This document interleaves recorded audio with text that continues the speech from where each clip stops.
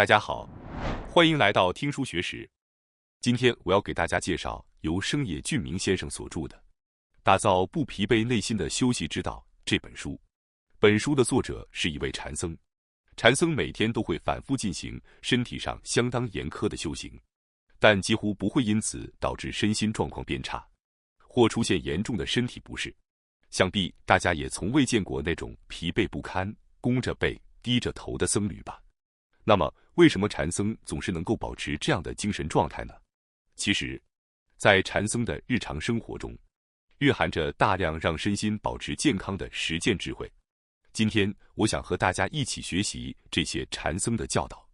禅的教义之所以美好，就在于不需要做什么特别的事，修行本身就与日常生活紧密相连，既不需要特殊技巧，也不需要长时间的休假。只要稍微改变每天的生活方式和习惯，任何人都能明显消除深层的疲劳。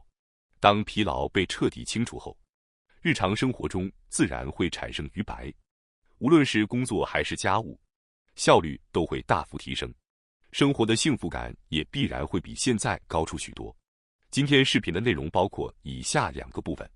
第一，只需每天花15分钟，养成这个禅的习惯，就能彻底消除身心疲劳，一生都不再疲惫。第二，曾多年饱受抑郁症折磨，但只要放下这个想法，内心的疲惫便瞬间被治愈。我们将围绕这个主题进行深入解说。首先是第一部分，只需每天15分钟，养成这个禅的习惯，身心的疲劳就能被一扫而空，一生不再疲惫。首先要介绍的第一个能够瞬间缓解身心疲惫的禅的习惯是，每天早上只进行15分钟的打扫。打扫能够为我们疲惫的内心带来真正的休息，因为在打扫的过程中，不知不觉间，堆积在心里的垃圾与阴霾都会被彻底清除。想必大家也都有过这样的体验吧？一打扫，心情就会变得清爽。当我们把家里的垃圾和灰尘清理出去时，仿佛心中的烦闷也一同被带走了。而当我们把地板擦得干干净净时，内心也会随之变得轻盈起来。在禅的教导中，有一句话叫做一是打扫，二是信心。意思是说，首先要做的是打扫，信仰与内心的修行是在此之后才会自然升起的。也就是说，禅僧们把清理看不见的内心具体落实为每天的打扫，并将其视为最重要的修行之一。堆积在心中的垃圾，沉积下来的污垢，会不断为我们带来疲劳，可以说，它们就是心的疲劳物质。当这些被清除，内心自然会变得柔软。因此，打扫可以说是最强效、最快速的心灵休息法。不过，既然要打扫，最重要的原则就是专注，绝对不要一边看手机一边打扫。一旦开始打扫，就要让思绪只停留在打扫这件事上。无论你正被多么复杂的烦恼困扰，哪怕身处怎么想都想不出答案的痛苦之中，只要开始打扫，不出5分钟，你就会停止胡思乱想。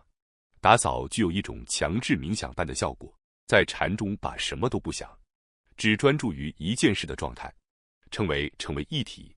打扫时也正是如此，擦拭时就只专注于擦拭，扫地时就只专注于扫地，全然投入，带着真心去净化那个空间。这样一来，心态也会随之调整到位。打扫的过程中，你会自然地与烦恼中的自己、思考过度的自己拉开距离。等打扫结束时，心情也会不知不觉变得积极起来。光是烦恼是无法前进的，所以一定要行动起来。而这个行动最棒的开关，正是打扫。此外，干净舒适的空间也会给予我们各种积极的回馈。在工作、生活或家务中，谁都会有不想做的事情。原则上，确实应该优先做自己想做的事，但唯独在打扫这件事上，即使不想做，也请你下定决心去做。而且提升打扫力还有一个好处，那就是可以改善拖延和懒散的习惯。平时不必追求完美，哪怕每天只花15到30分钟也已经足够了。即便时间很短，一旦体会到打扫带来的舒畅感，它自然就会成为一种习惯。坚持3个月左右，你可能会变成不早上打扫就浑身不自在的状态。此外，持续下去还会让你建立起一种自信，原来连自己不擅长的事也能做得开心。你会逐渐养成一种体质，请记住这一点。哪怕一开始每天只有3分钟、5分钟，也请先从去做开始尝试。接下来介绍第2个能够迅速消除身心疲劳的禅的习惯：摄取当季食材，并心怀感恩的进食。饮食是健康的基础，也是极其重要的要素。现代日本与古代不同，反而因为食物过于充足，产生了吃的太多这一新的问题。这可以说是现代社会的一种病。毋庸置疑，暴饮暴食对身体极其有害，尤其容易因肥胖而引发各种生活方式病。而导致吃得过多的原因之一，正是吃得太快。在忙碌的现代社会中，为了节省时间而匆匆吃饭的人并不少。那么，为什么吃得快会导致吃过量呢？原因在于没有充分咀嚼，大脑就无法及时接收到已经吃饱了的信号，结果便无法抑制还想继续吃的冲动。相反，如果慢慢的、充分咀嚼的进食，在吃下一口之前，大脑就能捕捉到饱腹信号，于是便能在恰当的时机放下筷子。也就是说，防止暴食的关键在于细嚼慢咽。在禅的世界里，还有一句话叫做“吃茶吃饭”，意思是喝茶时就与茶融为一体，细细品味；吃饭时就与饭融为一体，专心感受。然而现代人中，很多人在吃饭时也离不开手机，一边看屏幕一边进食，但这样真的能品尝到食物的美味吗？恐怕很难。一边看手机，一边吃饭，再好的美食也会变得索然无味，仿佛在嚼沙子一般。本质上，吃饭就是接受自然赐予的生命。正因为这些生命，我们才能得以活着。不妨在进食前，在心中默念：现在我将接受宝贵的生命，通过这顿饭，让身体获得力量。这样做，自然会升起感恩之心，也就不会再暴饮暴食。慢慢的、认真的吃饭，不仅能减轻身体的负担，连内心的疲惫也会逐渐消散。此外，饮食不仅在于量，质同样重要。在食物的质量方面，需要注意避免过多摄入甜食和高度加工食品。虽然近年来市售便当和外食中健康取向的菜单有所增加，但高热量的问题依然存在。如果无限制的食用，容易造成胃部不适、身体沉重。当然，并不是要求每天都吃清淡饮食，但不妨每周设定1到2天的轻食，这样就能大幅改善因过量饮食而导致的身体不适。另外，非常推荐的一点是，积极摄取当季食材。我们生活在一个随时随地都能买到想吃的东西的时代，由于栽培和保存技术的进步，一年四季都能吃到的食物越来越多。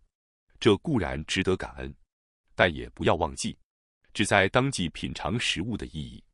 即便是同一种食材，在当季食用时，营养价值更高，也更能感受到来自自然的恩惠，让身心回归平衡。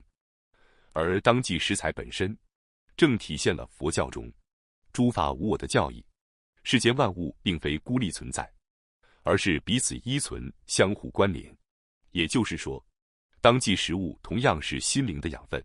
接下来介绍第3个能迅速消除身心疲劳的禅的习惯。在丢弃物品前，先擦拭干净，怀着感恩之心再放手。物品只有在被使用、发挥作用时，才具有真正的价值。然而，在现代社会中，很多人并不擅长丢东西，也许以后还会用到，当初花了不少钱，太可惜了。这样的想法总会浮现在脑海中。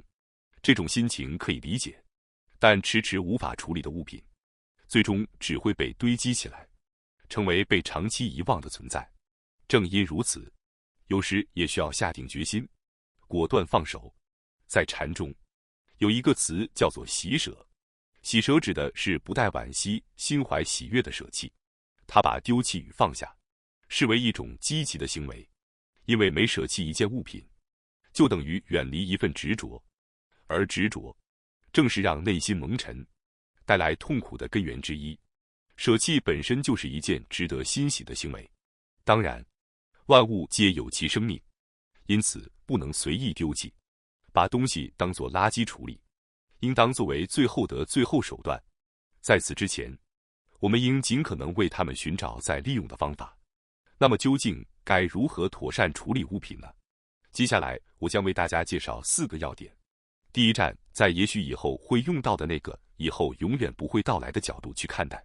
相信很多人都有这样的经历，被收起来的东西几乎不可能再次回到生活中发挥作用。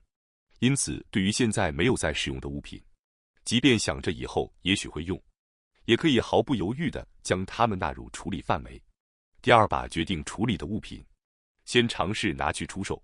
如今，无论线上还是线下，二手与回收市场都已十分成熟，不妨轻松地试着发布一下。很多东西往往出乎意料的还能卖出价格。如果在身边的朋友或熟人中正好有需要的人，那就心情愉快的免费赠送，也是一种很好的选择。第三，思考新的用途，让物品重获新生。这一点被称为建立，源自茶道精神，将日常杂货、小物件进行转用，在新的使用方式中创造新的美感。第四，对充满回忆的物品给予特别对待。许多让人舍不得丢弃的东西，往往是生日礼物、活动纪念品等，也就是他人赠送的物品。想到赠送者的心意，自然会觉得难以处理，这种心情完全可以理解。但如果因为不合喜好、没有用途，而从未使用过，只是一直收着，那其实更应该果断放手。而对于最终判断必须放手的物品，请务必记得说一声谢谢。若有污渍，先清理干净，再用纸包好，轻轻撒上一点盐，做到这份礼数，我们才能真正带着积极的心情与物品告别。接下来介绍第4个，能够迅速消除身心疲劳的禅的习惯。停止以他人为标准的购物方式，放下物欲。在现代社会中，刺激消费者物欲的广告无处不在，无论是报纸、杂志、电视广告，还是网络空间，几乎都被广告充斥。而且近年来 ，AI 会分析各种数据，针对每个用户可能想要的东西，进行精准推送与反复刺激。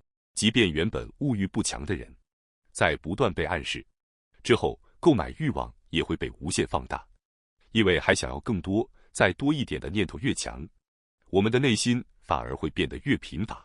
心一旦被扰乱，留下的只会是痛苦。物欲强烈的人，往往看起来并不那么幸福。或许正是因为他们在任由欲望驱使购物之后，反而被物品所左右。反过来说，适度抑制并妥善管理物欲，正是减轻心灵疲劳的重要关键。另外，本书的作者也提到，有时即使通过分期付款购买对当下的自己来说略显超出身份的物品，也未尝不可。因为在这种情况下，人会产生一种想要成为配得上这个物品的自己的心态。这种踮起脚尖的努力，反而是积极、令人愉悦的。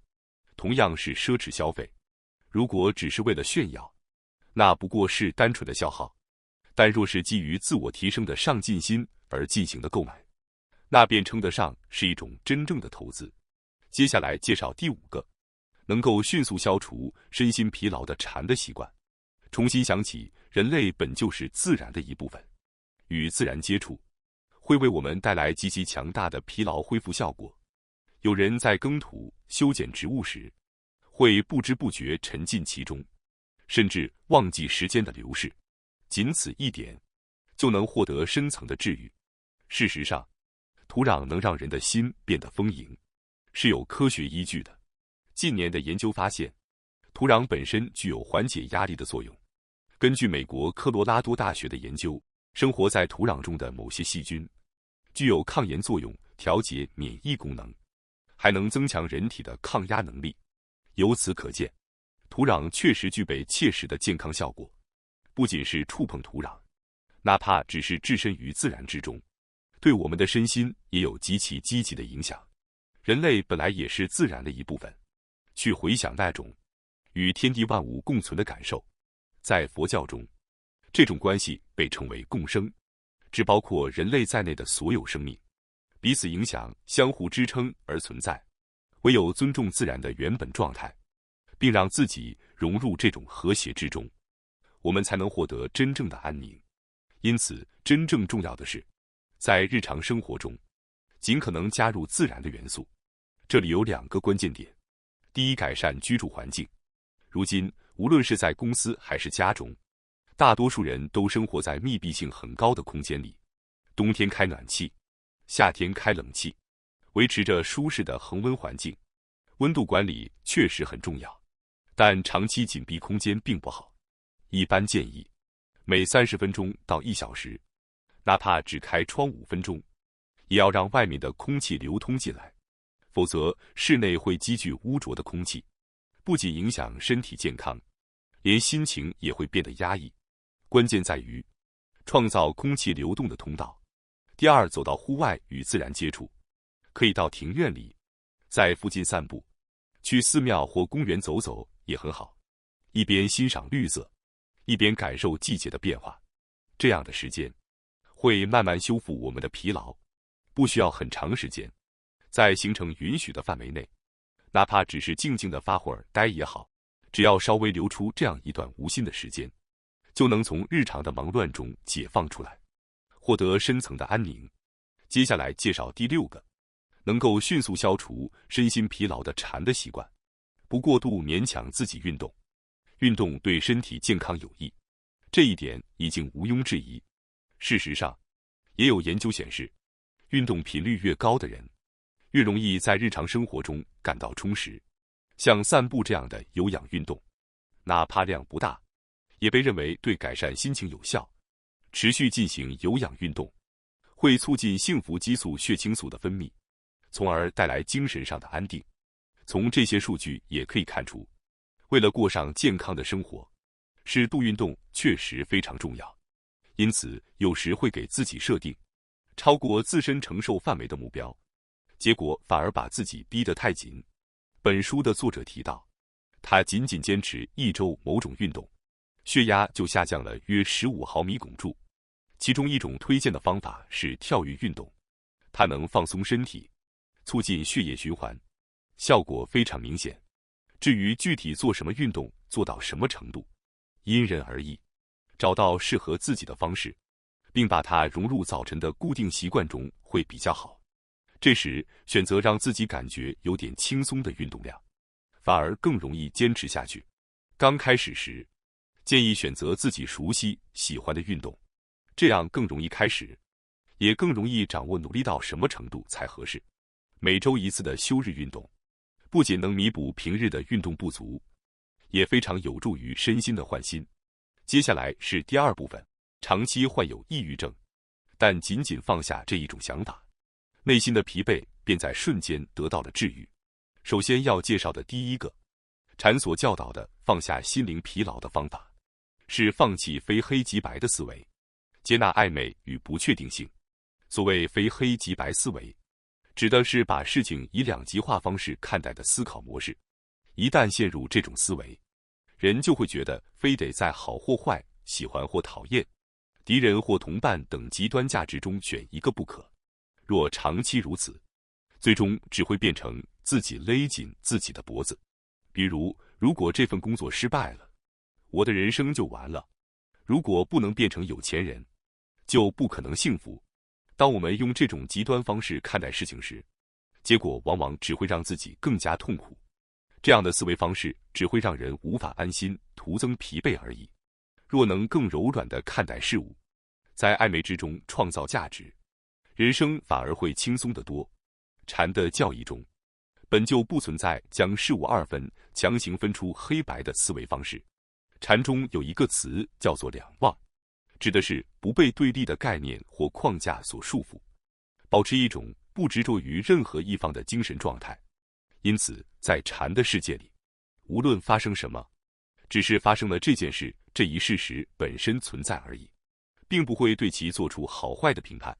举例来说，下雨这个现象本身并没有好坏之分，讨厌下雨的人会觉得这是坏事，而因干旱而烦恼的人可能会觉得这是好事。也就是说，决定好或坏的其实是我们自己。一旦脱离非黑即白的思维，就能培养不被单一价值观束缚的柔软思考方式，进而获得一颗不容易疲惫的心。接下来介绍第二个，放下评判，接纳真实的自己。近年来，自我肯定感这个词被频繁使用。所谓自我肯定感，就是认可现在的自己本来就很好，并接纳真实的自己。人们普遍认为，拥有这种感受，才能活出属于自己的生活方式。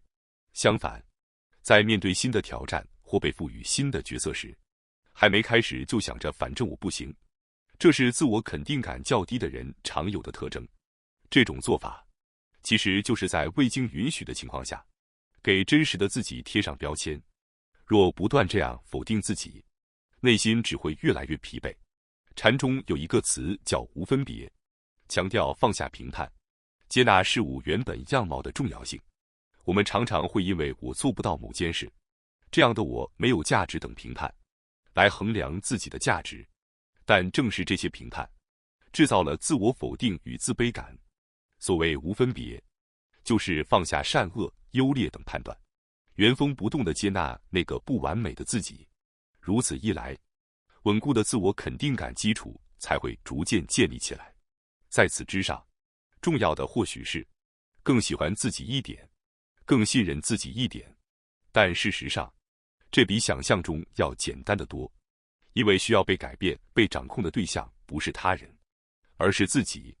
关键在于把夸奖自己、支持自己变成一种习惯，哪怕是日常生活中的小事也没关系。当事情进展顺利时，当做了让他人开心的事情时，当遇到快乐的瞬间时，在心里悄悄对自己说一句：我还挺厉害的嘛，我只要做，就一定做得到。这些话语会给予你力量，毫无疑问会提升自我肯定感。而当自我肯定感提升时，心灵的疲惫自然会消散，人也会逐渐变得积极向前。感谢大家收看今天的节目。如果你喜欢我们分享的内容，记得点赞、订阅并开启小铃铛通知，第一时间获取我们的更新。在下次的节目中，我们将继续为大家分享更多有益的书籍。再次感谢大家的支持，我们下期再见。